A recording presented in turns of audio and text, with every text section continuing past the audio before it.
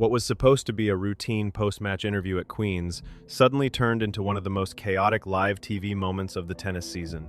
Corentin Moutet had just battled through a tense match, defeated fellow Frenchman Giovanni Mpetshi Pericard, and walked over to speak to the BBC. But within seconds, the conversation spiraled out of control. One slip of the tongue became another.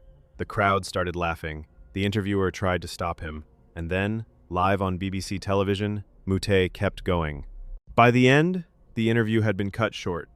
The BBC had apologized on air, and Moutet had once again found himself at the center of controversy. This is the story of how a winning moment at Queen's turned into a live broadcast nightmare. Corentin Moutet arrived at Queen's already carrying a reputation as one of tennis's most unpredictable characters. His match against Giovanni Mpetshi Pericard had already been full of tension before he ever picked up a BBC microphone. The contest could not be finished on Monday night because darkness had fallen over the court. At the time play was stopped, Moutet was leading 2-1 the deciding set. But that stoppage itself became controversial. Moutet had demanded that play be suspended, and BBC pundit Annabel Croft later said she was quite appalled by the situation. She felt he had left the court for a long period, costing precious daylight, before refusing to continue and asking for the supervisor. Croft questioned how player power could appear to overrule officials, especially because Mpetshi Pericard had to go to sleep knowing he was down in the final set. Then, when the match resumed, Moutet finished the job. He defeated Mpetshi Pericard in 3 sets and booked a place in the next round, where he was set to face either Cameron Norrie or 4th seed Alejandro Davidovich Fokina. On paper, this should have been the moment to talk about the performance, the pressure, and the victory. And at first, that is exactly what happened. Speaking to BBC interviewer Jenny Drummond on court, Moutet praised Mpetshi Pericard, calling him an incredible player and acknowledging how hard it was to deal with his serve. He talked about the pressure of every point, especially against someone serving with that much power. He said he was happy to finally get a win after a difficult couple of months, and he thanked the crowd for coming across both days. So far, everything was under control. Then came the question about one of the most dramatic moments of the match. Mpetshi Pericard had fired down a huge 1-4-2 mile per hour second serve, and Moutet was asked what it felt like to face that kind of power. That was when the first F-bomb slipped out. The crowd laughed, but the BBC interviewer immediately knew the interview was heading into dangerous territory.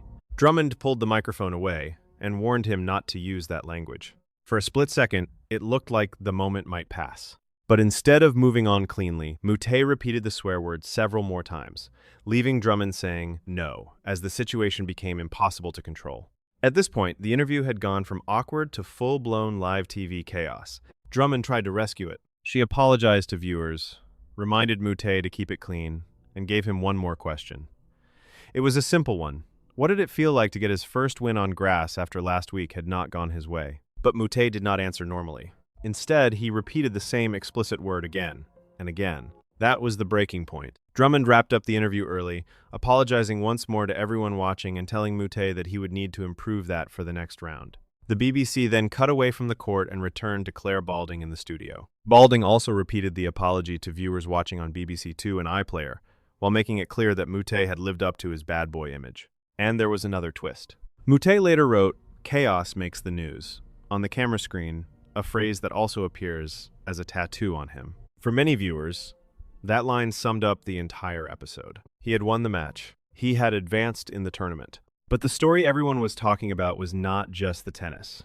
It was the interview. It was the language. It was the BBC scrambling to recover live on air. And according to the report, Moutet is now expected to face a fine for his behavior. He has already earned more than £32,000 at the tournament this week, but the controversy may still come at a cost. Later, Moutet posted on social media that he had only been joking and hoped nobody was offended. But by then, the clip had already become one of the most talked about moments from Queen's. So now, Corentin Moutet moves forward in the tournament, but once again, he does so with controversy following close behind. On court, he survived a difficult match, handled a powerful opponent, and showed the fight needed to progress. Off court, just minutes later, he created a broadcast moment the BBC clearly did not want. The interview was supposed to be a celebration of victory.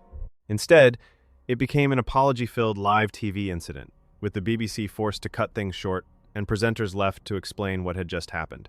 For Moutet, this is exactly the kind of chaos that has followed him before. For the BBC, it was an uncomfortable reminder that live sport can never be fully controlled. And for viewers, it was a moment that started with a tennis win and ended with everyone talking about what happened after the final point. Corentin Moutet is through to the next round. But after this, one thing is certain. His next BBC interview may come with a much shorter microphone leash.